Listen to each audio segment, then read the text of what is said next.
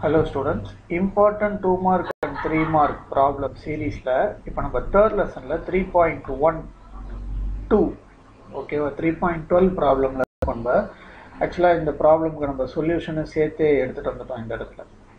ஓகேவா, exam point of வியூக்கு இம்பார்ட்டண்ட்டான்னு கேட்டால் கிடையாது, பட் ஸ்டில் ஒரு கான்செப்டுக்காக நம்ம இதை புரிஞ்சுக்கலாம். என்ன கொடுத்துருக்காங்க பாருங்கள், இந்த சொல்யூஷனை இப்போ நம்ம பார்க்க வேண்டாம்.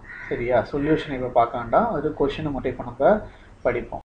The magnetic field shown in the figure is due to a long current carrying wire. In which direction does the current flows? கவனிங்களேன், இப்போ இந்த மாதிரி கொடுத்துருக்காங்களா, மேக்னெட்டிக் ஃபீல்டு இந்த இடத்துல கிராஸாக இருக்குது, ஒரு சைடு ஃபுல்லாக கிராஸாக இருக்குது, அதேமாரி ஒரு சைடு ஃபுல்லாக என்னவா இருக்குது, டாட்டாக இருக்குது. நம்மளுக்கு கரெக்டாக ஒரு சைடு ஃபுல்லாக கிராஸாக இருக்குது, ஒரு சைடு ஃபுல்லாக டாட்டாக இருக்குது. இப்போ நம்ம வந்து இந்த போ அண்ட் ஏரோ ஞாபகம் வச்சு, இப்போ நீங்கள் ஒரு வில்லை நீங்கள் அனுப்புறீங்கன்னு வச்சுக்கோங்களேன், அது உங்களுக்கு பார்க்கறதுக்கு எப்படி தெரியும்னா கிராஸாக தெரியும்.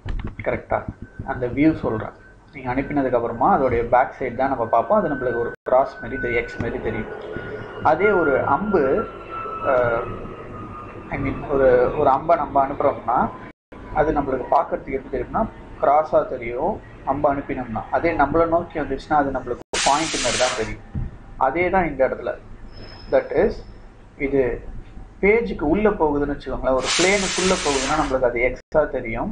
அதே ஒரு பிளேன்லேருந்து வெளியில் வந்துச்சுன்னா அது நம்மளுக்கு ஒரு டாட்டாக தெரியும். அப்போ மேக்னெட், நான் வந்து கரண்ட் கேரிங் ஒயரு எடுத்திருக்கேன், இந்த கரண்ட் எனக்கு இப்படி போனால் மட்டும்தான் ரிமைனிங் ஃபிங்கர்ஸ், அதாவது பாருங்க, இப்படி உள்ளே போயிட்டு இப்படி வெளில வருது, இப்படி உள்ளே போயிட்டு இப்படி வெளில வருது, இப்போ உள்ளே போயிட்டு இப்படி வெளில வருது. அப்போ இதுதான் என்னுடைய மேக்னெட்டிக் ஃபீல்டு டைரக்ஷனாக இருக்கும். எதை வச்சு சொல்கிறோன்னா நம்ம ரைட் ஹேண்ட் ரூலை வச்சு சொல்கிறோம். வலதுகை பெருவிரல் விதியை பயன்படுத்தும் போது மின்னோட்டம் கடத்தியில் மேல் நோக்கி பாய்வதை அறியலாம். சூப்பராக கொடுத்துருக்காங்க. ஸோ ஒரு இம்பார்ட்டன்ட் ப்ராப்ளம், கான்செப்சுவலுக்காக நான் சொல்கிறேன். Thank you so much.